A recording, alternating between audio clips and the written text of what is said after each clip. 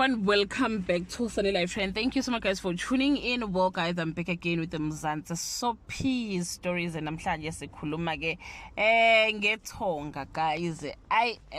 Abantu abathokozile neze ngethonga la einkundleni ke zokuxhumana. Sengibona abaningi abantu becomplain bebuza ukuthi kanti ithonga leli lizophela nini ngoba phela cha liyabhora ngempela. Was checking ngama comment abantu bathi kodwa when is this ending? Sasavelelwa kodwa uMzansi Magic we are paying customer njalo.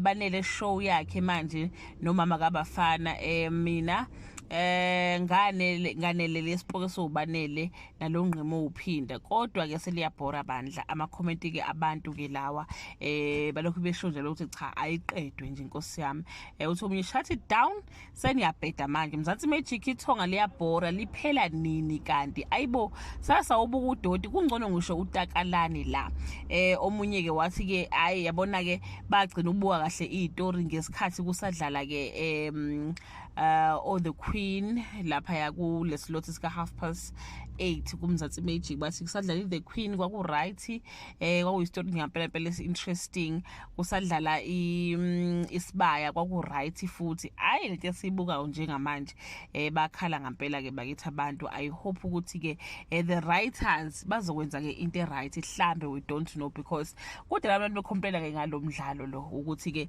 engcono uthiwa inimba lidlala ngo 8:30 lidlala ngo 8:30 bese ukuthi ke ithonga lingene ke ngeslot senimba because inimba abantu balithanda ke kakhulu.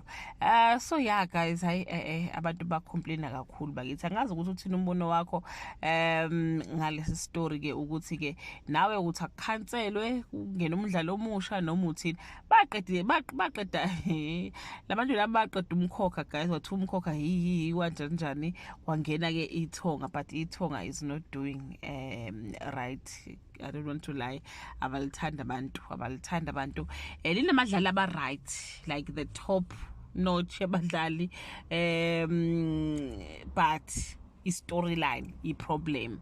Singikhumbuza ke uzalo ngesikhathi uzalo safika ukuthi uzalo wow story simnandi ungena othandeka Don King ungena umxolisi ungena uMastermind story simnandi. Hey, look at it now. It just that ke abakwazi usikhatha because it's the most watched on SABC but nje guys an comment nani mhlambe bangabe ungabona ama video bebona ukuthi abantu basafunda umdlalo they might pull up their socks, we don't know.